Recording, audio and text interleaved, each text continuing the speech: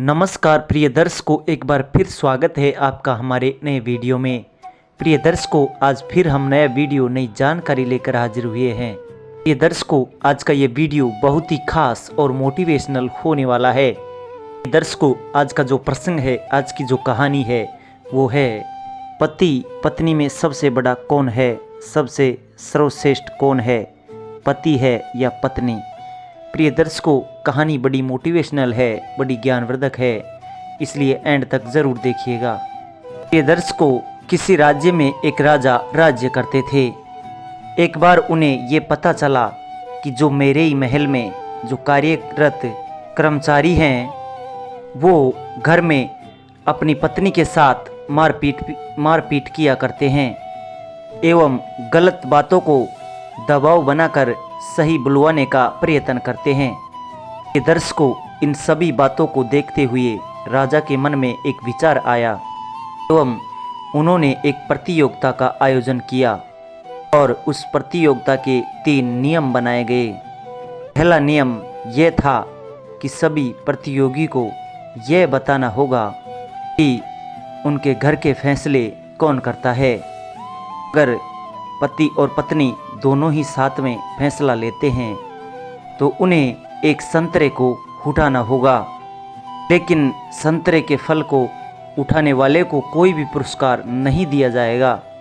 दूसरी शर्त ये थी कि यदि घर के सभी फैसले यदि पति अकेला करता है तो उसे एक सेव का फल उठाना होगा और सेव के फल को उठाने वाले को लाखों रुपए का पुरस्कार दिया जाएगा। दर्शकों, प्रतियोगिता का तीसरा नियम यह था, कोई अपनी पत्नी को प्रताड़ित करके अपनी बातों को अगर उससे मनवाता है तो उसे आजीवन जेल के अंदर रहना होगा। जितने भी व्यक्ति ये सोच रहे थे कि प्रतियोगिता के दूसरे नियम के अनुसार सेव का फल उठाकर लाखों रुपए प्राप्त कर लेंगे, वो तीसरा नियम को सुनकर पीछे हट गए, क्योंकि उनको भय था, क्योंकि किसी ने राजा से अगर मेरी शिकायत कर दी कि मैं पत्नी के साथ मारपीट करता हूँ तो सारा जीवन जेल में ही बिताना पड़ेगा। दर्शकों, प्रतियोगिता प्रारंभ की गई, जिसमें लगभग आधे से ज़्यादा प्रतियोगी संतरे के फल को उठा रहे थे, लेकिन कुछ ही देर में एक अष्टपुष्ट पहलवान की तरह दिखने वाला व्यक्ति आया और बोला, महाराज, मैं अपनी पत्नी से अटूट प्रेम करता हूँ, परंतु उसके बावजूद भी फैसले मैं ही लेता हूँ। इतना कहकर उसने सेव का फल उठा लिया। तब राजा ने उसे कहा कि अस्तबल में जाओ और वहाँ से लाखों रुपए के घोड़े अपने घर ले जाओ। प्रतियोगिता बढ़ती गई, लेकिन किसी और ने दूसरा सेव नहीं उठाया। राजा ये घोषणा करने ही वाले थे कि पहलवान के अलावा कोई दूसरा व्यक्ति सेव को नहीं उठा सका। उसी समय पहलवान वापस आ गया और राजा से बोला, महाराज, मैं आपके अस्तबल से काले रंग का घोड़ा लेके गया था, लेकिन मेरी पत्नी का कहना है कि काला रंग शुभ नहीं होता, इसे लौटाकर सफ़ेद रंग का घोड़ा लेकर आओ। तब राजा ने कहा कि घोड़े को अस्तबल में छोड़ दो और वापस चले जाओ, क्योंकि सभी लोग तो ये जानते हैं कि घर में किसकी चलती है, लेकिन तुम्हें तो अब जाकर इस बात का पता चल रहा है कि तुम्हारे घर में किसकी चलती है।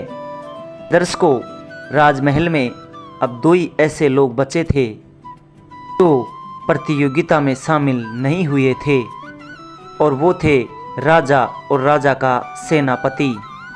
लेकिन किसी का इतना साहस नहीं था कि वो उन दोनों को प्रतियोगिता में शामिल होने के लिए बोल सके और उनसे पूछ सके कि उनके घर में कौन फैसला लेता है।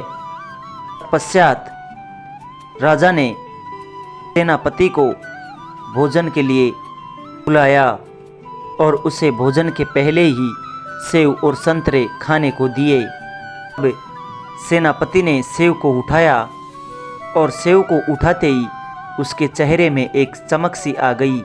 अब राजा ने इसका कारण सेनापति से पूछा तो सेनापति ने कहा कि महाराज, उठाना तो मैं संतरा ही चाहता था, लेकिन मेरी पत्नी ने कहा था कि इस प्रतियोगिता में अगर आपको शामिल होने के लिए कहा जाए तो आप सेव का फल ही उठाना, नहीं तो सब लोग क्या सोचेंगे कि इतने बड़े राज्य का सेनापति है और इसकी अपने ही घर में दाल नहीं गलती। देर बाद सेनापति राजा से पूछते हैं, महाराज, आपने पुरस्कार के तौर पर लाखों रुपए का घोड़ा क्यों रखा था, जबकि इसके बदले सोने चांदी की मोहरें भी रखी जा सकती थी।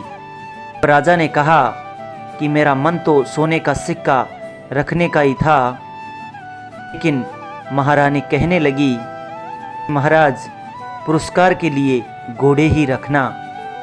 ये सुनते ही सेनापति और राजा दोनों एक ही साथ हंसने लगे। फिर राजा ने कहा कि अगर मैंने महारानी की बातों को न माना होता तो ये पहलवान कभी भी वापस लौट कर नहीं आता और सत्य का भी पता नहीं चल पाता। दर्शकों, इस कहानी का तात्पर्य है कि जिस घर में पति और पत्नी दोनों की सहमति से कार्य होते हैं, वहाँ पर सुख समृद्धि बनी रहती है। इसलिए पति और पत्नी दोनों को ही बराबर का सम्मान देना चाहिए। परंतु अगर धार्मिक ग्रंथों के अनुसार देखा जाए तो नारी को ही सर्वश्रेष्ठ माना गया है, क्योंकि जहाँ नारियों को सम्मान मिलता है वहाँ देवता निवास करते हैं। लेकिन नारियों के विषय में महान पंडित चाणक्य जी कहते हैं कि वह नारी जो दुष्ट स्वभाव की है या कुसंस्कारी है या फिर चरित्रहीन है, जो स्वार्थी एवं लालची है, उसमें अनेक अवगुण विद्यमान हैं, ऐसी नारियों से व्यक्ति को दूरी ही बनाकर रहना चाहिए। दर्शकों, नारी का स्वभाव निश्चय निस्वार्थ हो, पति धर्म को समझने वाली हो और अवगुण उसमें विद्वान ना हो। ऐसे ही पुरुष में भी अवगुण ना हो, क्योंकि समान का अधिकार वही है जिसमें अवगुण ना हो, तो रीति रिवाज नीति को जानता हो एवं कोमल हृदय हो और जिसका स्वभाव शांत हो। दर्शकों, चाहे स्त्री हो या पुरुष, जो हर समय लड़ाई झगड़े करता रहे उसका आप सम्मान नहीं कर सकते, तो कुसंस्कारी है उसका भी आप सम्मान नहीं कर सकते। तथा अनेक प्रकार के जिसमें अवगुण विद्यमान है उसका भी आप सम्मान नहीं कर सकते।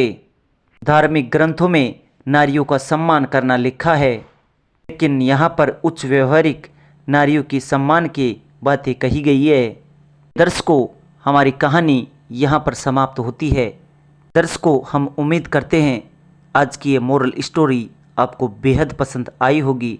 प्रिय दर्शकों, अगर हमारा वीडियो आपको अच्छा लगा है तो लाइक, शेयर, कमेंट करके ज़रूर बताइए और साथ ही जो लोग हमसे नए जुड़े हैं वो हमारे चैनल को सब्सक्राइब करें, ताकि हमारा आने वाला हर वीडियो पहले आप लोगों तक पहुंच सके और आप उसका फ़ायदा उठा सके।